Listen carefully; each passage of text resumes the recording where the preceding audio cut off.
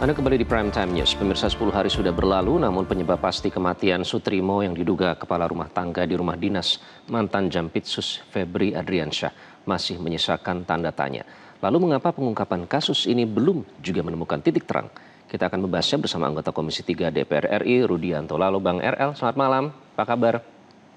Selamat malam, alhamdulillah baik. Dan juga anggota Komisi Kepolisian Nasional atau Kompolnas Muhammad Khairul Anam. Mas Anam, apa kabar? Apa kabar? Salam semua, sehat selalu. Terima kasih sudah bergabung dengan Prime Time News, Bang RL. Jadi sudah 10 hari belum ada kepastian, terutama ini soal penyebab kematian. Apakah proses penyelidikan ini masih berada dalam batas waktu yang wajar, Bang RL? Ya, saya kira yang pertama kita harus hargai informasi proses hukum yang sedang berjalan. Tentu kita bersepakat agar segala spekulasi yang berkembang hari ini di masyarakat itu bisa dituntaskan, bisa diselesaikan secara cepat oleh pihak kepolisian agar tidak menimbulkan penafsiran macam-macam ya terhadap kematian atau hilangnya nyawa seorang warga negara Sutrimo ini yang tentu banyak yang mempertanyakan karena dianggap kematiannya tidak wajar oleh karena mengeluarkan busa di mulut. Nah, saya kira tentu kita berharap pihak kepolisian bisa bergerak cepat untuk kemudian mengumpulkan bukti-bukti. Saya kira di era digital hari ini, saya kira banyak bukti-bukti petunjuk saya kira kalau memang dianggap janggal kematian dari Sutrimo ini. Tentu kita menunggu ya perkembangan dari Polda Metro Jaya. Mudah-mudahan segera bisa diungkap apa yang menjadi penyebab motif kematian dari Sutrimo ini. Kira-kira seperti itu. Oke, baik Mas Anam, ini kan mungkin karena jangka waktunya ya sudah 10 hari, kemudian juga menjadi sorotan publik karena dugaan kedekatan antara Sutrimo, almarhum Sutrimo dengan mantan Jampitsus Febri Adriansyah yang disebut-sebut sebagai Karungga, dan konfirmasi ini juga berasal dari beberapa orang, bukan hanya satu orang. Apa saja sebenarnya faktor yang membuat pengungkapan penyebab kematian ini, terutama kita fokus pada penyebab. Apa saja yang membuat ini bisa menjadi begitu lama biasanya, Mas Anam? Iya, saya kira polisi harus bergerak cepat ya untuk membuat terangnya peristiwa ini biar semua analisis dan lain sebagainya terang. Kalau ini memang bukan peristiwa pidana, ya harus dihentikan. Kalau ini peristiwa pidana, ya diteruskan. Nah, kami mengingatkan rekan-rekan kepolisian, walaupun ini dalam konteks penyelidikan, ada pasal 16 KUHP yang baru, memberikan ruang yang begitu lebar terhadap kewenangan penyelidikan. Nah, oleh karenanya, tolong gunakan ini. Ya, termasuk juga misalnya apakah harus menunggu ada laporan masyarakat atau laporan keluarga dan lain sebagainya? Sebenarnya enggak. Ya, bisa kok ada tanpa laporan masyarakat, tanpa laporan keluarga, itu memungkinkan dan itu diakui. Oleh karenanya memang harus segera. Lah, kenapa kok lama? Ini terasa lama karena memang sepanjang yang kami terima informasinya, karena memang menelusurin tahapan-tahapannya. Salah satunya ya dalam sepekan atau minggu besok ada pihak rumah sakit. Yang saya kira ini juga penting ya, pihak rumah sakit agar tahu tidak hanya soal apakah betul meninggal ataukah tidak, tapi benda-benda yang melekat pada tubuh almarhum, terus apa saja yang ada di sana, termasuk sekarang yang foto beredar itu yang ada busa dan lain sebagainya, itu benda apa dan di mana bendanya. Nah, kami juga ingatkan pasal 16 KUHP baru itu, sasaran penyelidikan itu ya orang, benda, dan tempat peristiwa dan lain sebagainya, itu memungkinkan. Oleh karenanya ya segera untuk mendapatkan berbagai hal tersebut. Ya, kalau memang ini sudah cukup, ya proses gelar perkara saya kira untuk menentukan ini peristiwa pidana ataukah tidak. Karena kalau sudah gelar perkara akan sesuatu yang sangat signifikan. Misalnya kalau ditemukan cairan dalam mulut atau keluar dari tubuh yang lain, macam-macam itu dicurigai, misalnya begitu, terus nanti di peristiwa pidana di follow up kembali agar pendekatannya saintifiknya lebih tebal, ya bisa ekshumasi gitu. Ekshumasi itu diatur dalam KUHP baru, termasuk bagaimana jika keluarga tidak setuju. Itu ada pasal 49, ada pasal 50 di KUHP yang mengatur itu. Asalkan ya prosedurnya dilampaui. Salah satunya adalah penetapan pengadilan misalnya untuk melakukan ekshumasi. Nah itu memungkinkan semua. Oleh karenanya segera ini diputuskan apakah ini peristiwa pidana ataukah tidak, sehingga membuat terang peristiwanya jauh lebih mudah karena masyarakat butuh terangnya peristiwa. Gitu. Ketika Oke. terangnya peristiwa ini jalan, saya kira ini akan berkontribusi baik bagi publik kita dan bagi penegakan hukum kita, berhenti ataukah maju gitu. Dan kami Jadi harus mendukung untuk segera ya, karena pidana ini prinsip dasarnya adalah segera diselesaikan gitu. Oke, jadi Beda harus dengan bergerak pidana. cepat, apalagi nanti jika sudah gelar perkara nanti bisa muncul temuan-temuan baru ya, karena banyak yang juga menganalisis bahwa penyelidikan ini bisa jadi berubah total begitu setelah muncul bukti baru yang sampai saat ini masih terus dikumpulkan. Bang RL, mengapa transparansi penting dalam pengusutan kasus yang menyita perhatian publik ini? Saya kira transparansi ya harus wajib, saya kira, karena ini sekali lagi kematian Sutrimo yang dinilai masyarakat ini banyak spekulasi-spekulasi beragam. Tentu kita percayakan kepada kepolisian mengungkap itu secara cepat. Itu harapan kita, dan saya berharap Polda Metro bisa secara, kalau perlu tiap hari ada update perkembangan penyelidikan ya, sejauh mana langkah-langkah dari penyidik meneliti bukti-bukti ya, apa betul karena disebabkan karena ada tangan-tangan orang misalkan yang terlibat, atau memang karena misalkan penyakit ya, karena lambung dan segala macam sehingga mengeluarkan busa ya. Ini menunggu pembuktian nantinya. Memang harus hati-hati, jangan sampai kemudian langkah-langkah kehati-hatian ini wajib, karena jangan sampai kemudian keluar dari relnya. Itu yang kita harus juga pikirkan bersama. Yang pasti saya mengatakan bahwa kematian warga negara secara tidak wajar, bagi kita negara harus mengungkap itu, kira-kira begitu. Oke, Bang RL, supaya tadi Anda sudah menyebut agar spekulasi yang berkembang di masyarakat tidak semakin liar, adakah rencana teman-teman DPR akan meminta penjelasan resmi dari pihak kepolisian, Bang RL?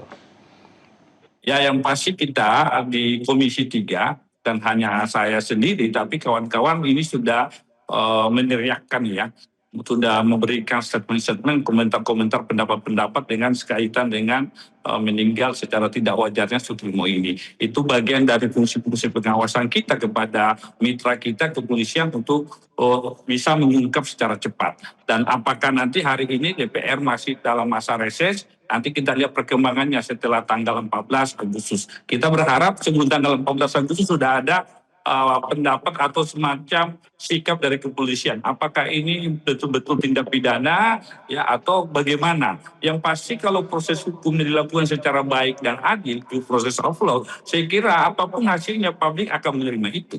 Kira-kira begitu. Oke, baik, Mas Anam, ini tentu karena menjadi di bawah spotlight ya, banyak yang kemudian menganalisa, banyak yang berspekulasi, membanding-bandingkan dengan kasus yang pernah ada yang melibatkan orang yang diduga disebut-sebut dekat dengan prominent figure atau figur yang sangat penting dan powerful begitu.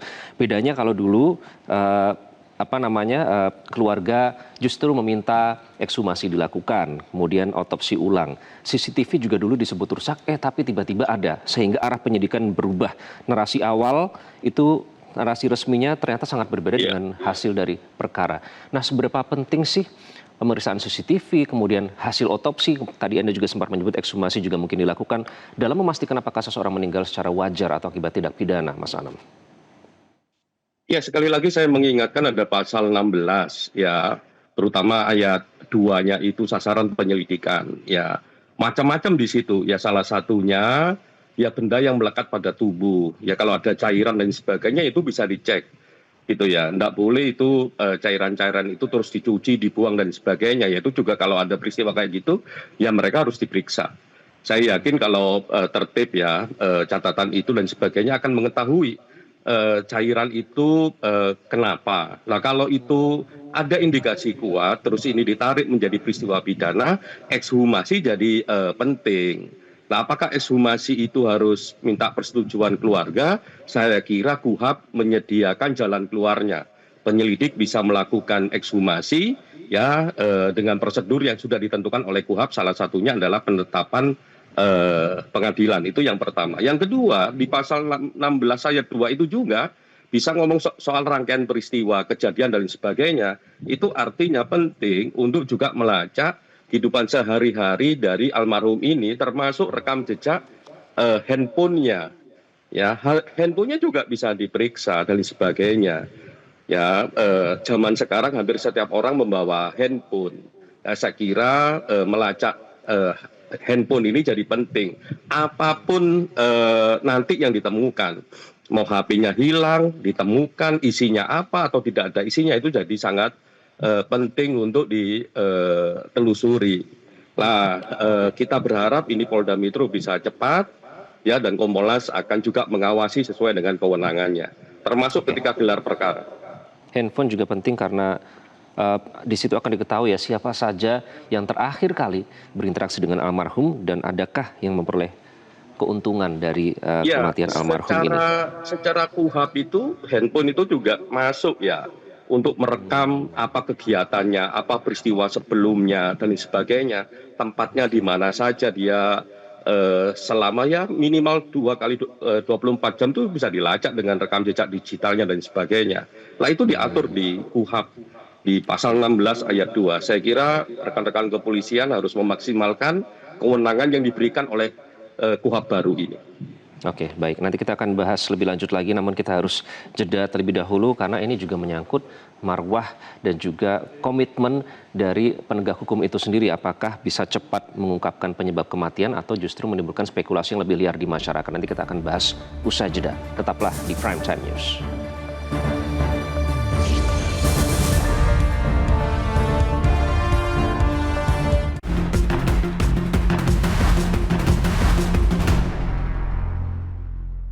Dipersembahkan oleh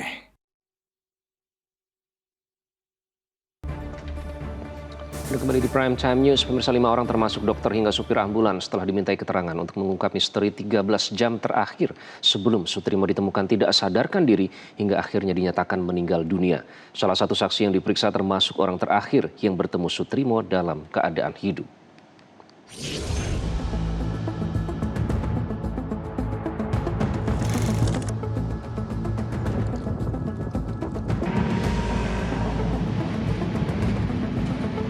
Sutrimo, jejaknya terakhir kali terlihat dalam kondisi tidak sadarkan diri saat dibawa ke Rumah Sakit Muhammadiyah Taman Puring di kawasan Jakarta Selatan.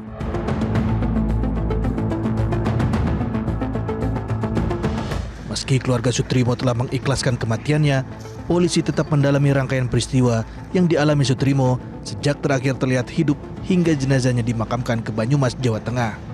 Sejumlah saksi termasuk orang terakhir yang bertemu Sutrimo dalam keadaan hidup, sopir ambulans, hingga pemilik perusahaan ambulans telah dimintai keterangan. Ada 5 orang saksi yang sudah dimintai keterangan, yaitu Saudara AZ, pengemudi ambulan yang membawa jenazah menuju Banyumas. Yang kedua adalah MOP, pengemudi ambulan tujuan Banyumas, yang ini serta seorang bernama M, di Rumah Sakit Muhammadiyah membantu memindahkan jenazah untuk di ruang pemandian menuju ambulan. Saudara MZ serta S ini merupakan manajer tentang pemilik ambulan yang mengantar jenazah ke Banyumas. Saudara MA, pihak yang mengenal almarhum dan melihat saksi terakhir kali yaitu Rabu 22 Juli 2026 sekira pukul 20.00 di depan klinik modern. AAS, pengemudi ambulan, serta saat ini penyelidik juga akan melakukan undangan klarifikasi kepada dokter yang memeriksa kondisi dan yang menyatakan bahwa Saudara S, almarhum S, sudah meninggal dunia.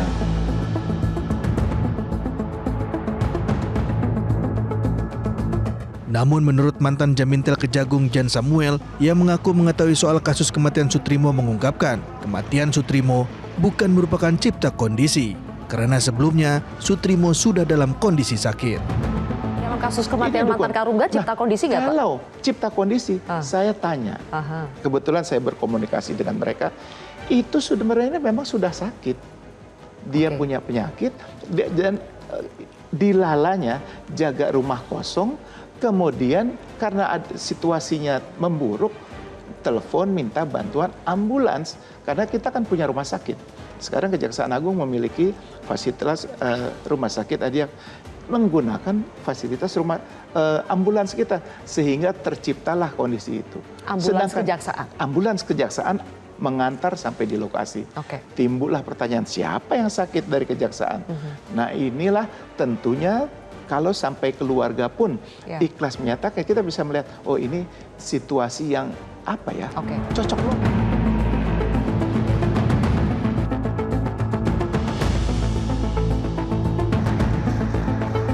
Sebelumnya Puslapor Polda Metro Jaya telah bolak-balik melakukan olah TKP di klinik lokasi penemuan Sutrimo.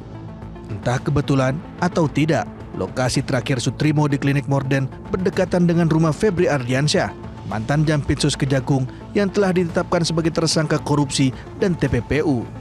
Tim Liputan Metro TV. Kita akan kembali membahasnya bersama Bang RL dan Mas Anam.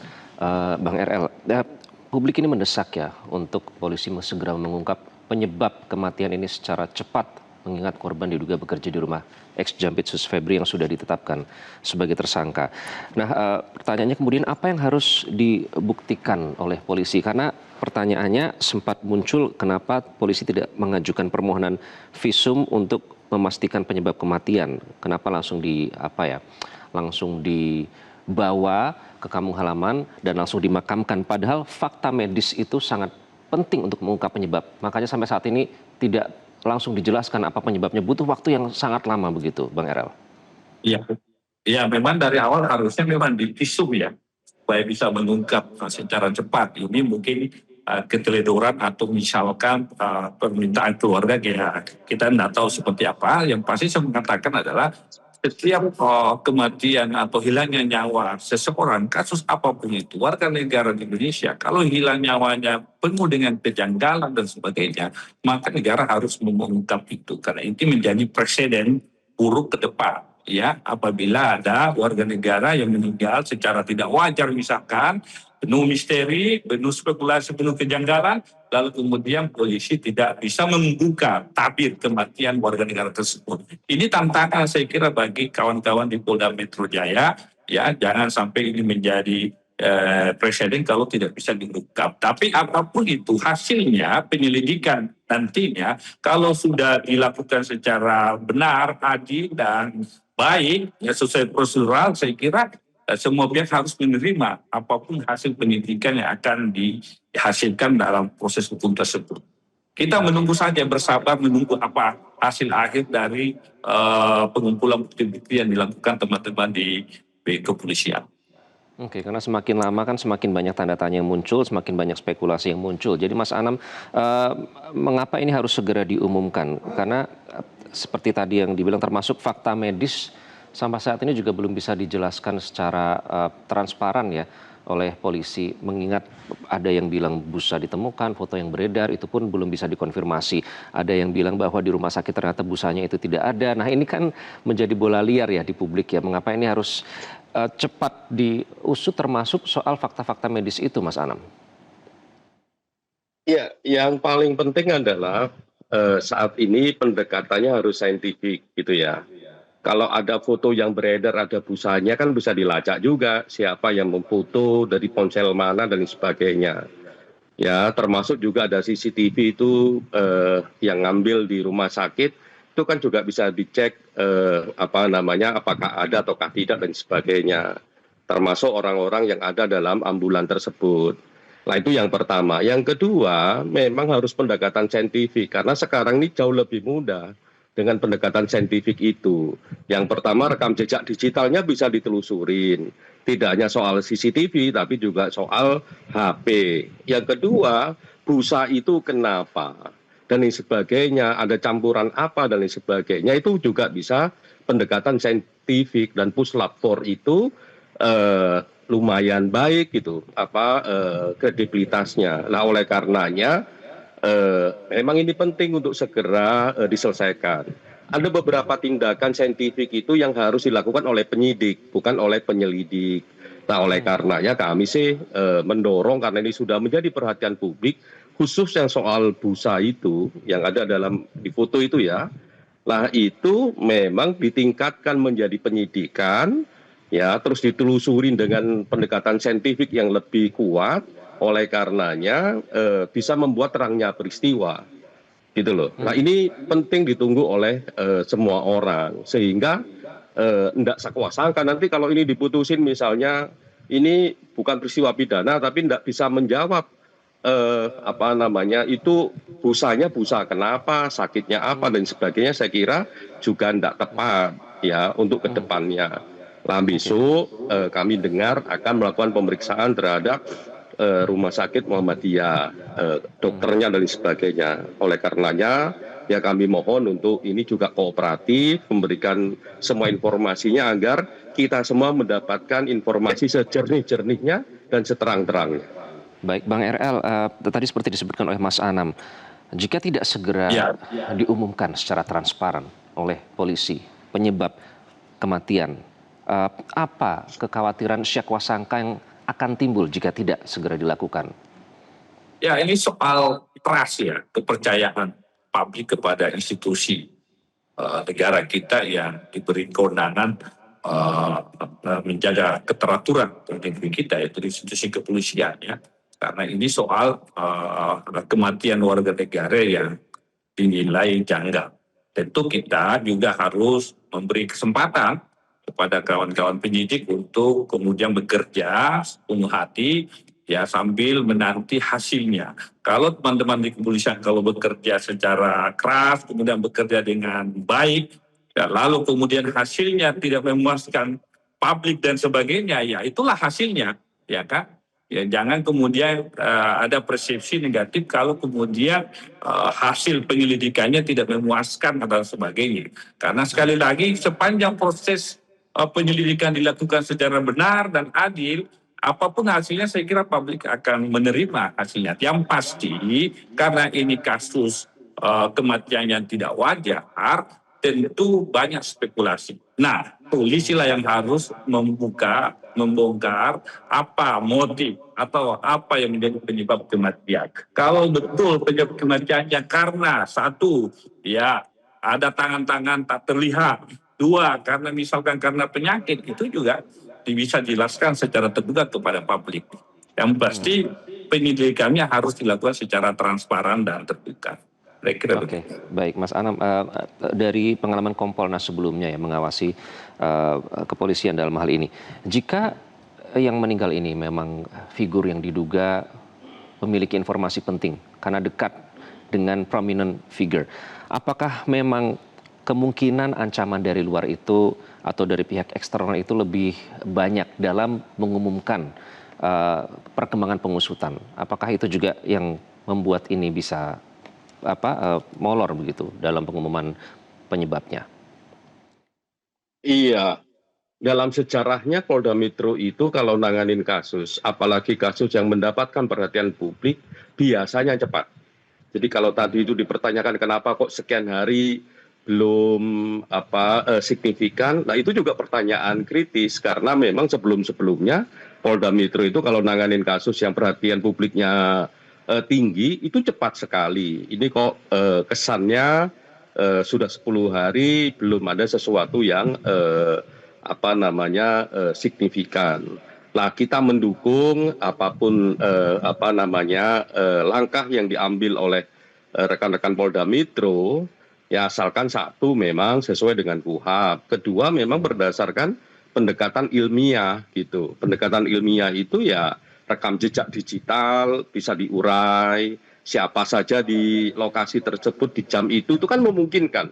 Tidak hanya soal HP dan tidak hanya soal CCTV, tapi siapapun yang ada di sana pada medium tertentu itu bisa dicek siapa-siapanya dan bisa ditelusurin.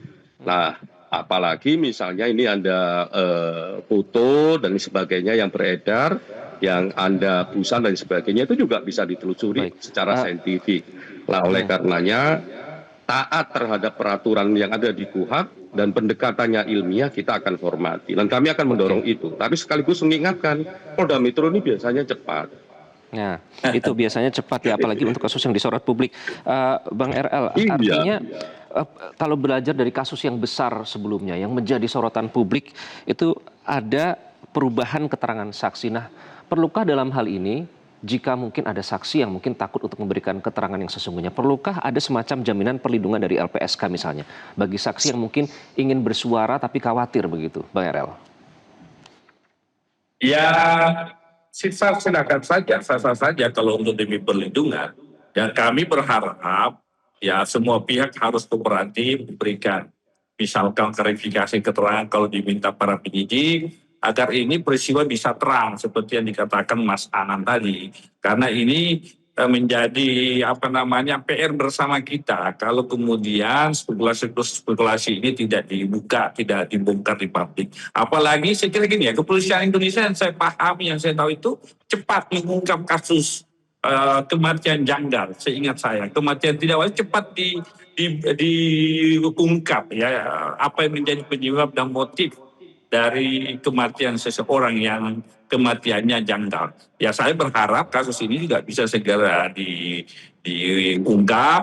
Kalau kemudian ternyata pengungkapannya tidak bisa memuaskan publik seperti yang saya katakan tadi, ya mau diapa lagi. Yang pasti kan kita menghormati dan memberi waktu, memberi kesempatan kepada kawan-kawan penyidik untuk membongkar kasus ini, apalagi mungkin ada prinsip kehati-hatian. Ya kan, prinsip kehati-hatian yang mungkin perlu kehati-hatian agar kasus ini bisa diungkap secara pelan tapi pasti. Kira-kira begitu. Mungkin pertanyaannya kehati-hatiannya terhadap apa begitu sehingga menimbulkan pengungkapannya begitu lama. Terakhir singkat, Mas Anam, apakah memang perlu jaminan dari lembaga semacam LPSK untuk melindungi para saksi yang mungkin masih takut untuk bersuara mengingat kasus ini menjadi sorotan publik? Saya kira rekan-rekan LPSK juga bisa terlibat, ya, baik menunggu maupun aktif kalau memang kasusnya mendapatkan perhatian publik, atau setidak-tidaknya ya saling berkoordinasi antar instansi.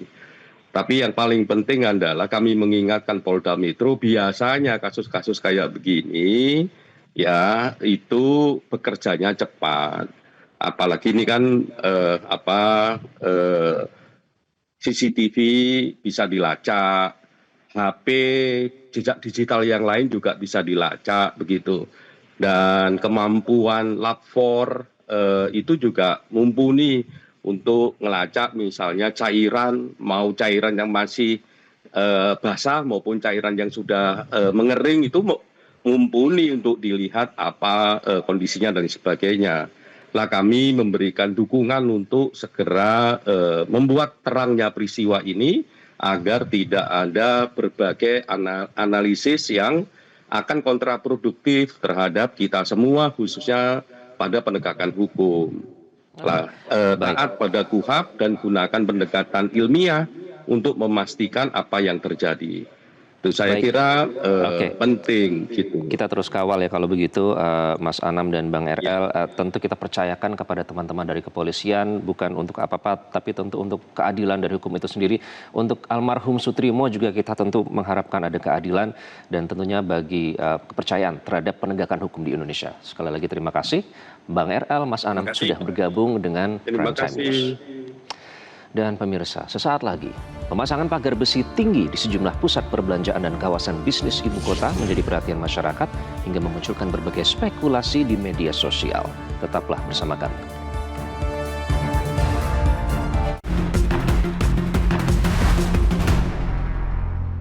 Jelajahi cara baru mendapatkan informasi. Download Metro TV Extend sekarang.